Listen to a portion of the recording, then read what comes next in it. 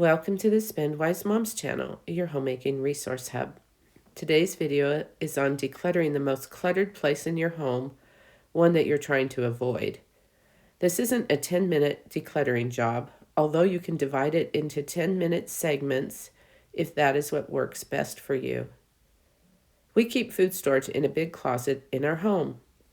Between COVID and going back to school a couple of years ago, I've not kept up too well on keeping this organized. My husband has been painting our home, and this was the last space downstairs that needed to be painted, so I decided to face this closet head on. I took everything out of the room. It took about 30 to 45 minutes, and I had to wait a few days for my husband to finish painting the room. Then I put everything back, which took another 30 to 45 minutes. I put the dates on the cans or cases of food that didn't have dates so they would be easy to see.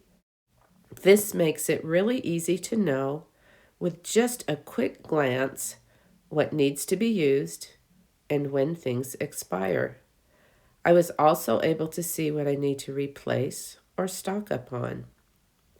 When I get something new, I mark the date in large numbers, and I put it behind the other cans, so the cans that need to be used first are in the front.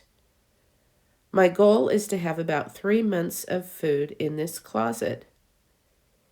If I use something from this closet, I replace it. You can see I'm really low on canola oil, and I don't have any green beans or corn. You may wonder how I will replace what I need on a $50 a week grocery budget. There are several ways to do it. First, I can trade off between spending money on pantry or food storage items one week and regular groceries the next.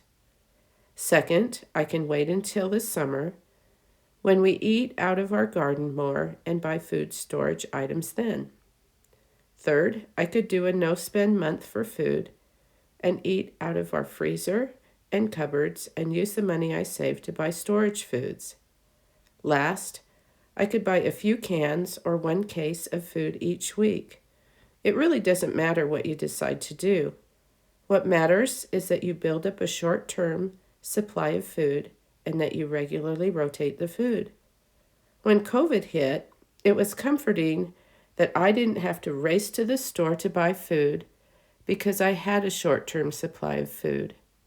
It does take time to build it up, though. Going back to decluttering, think of the worst area in your home that you've avoided that needs to be decluttered. Face it head on, and you'll feel so good afterwards. I was surprised it only took an hour to 90 minutes for my area to go from a cluttered place that I tried to avoid into a nice, organized place. Thanks for watching the Spend Wise Moms channel. Please subscribe for more videos like this.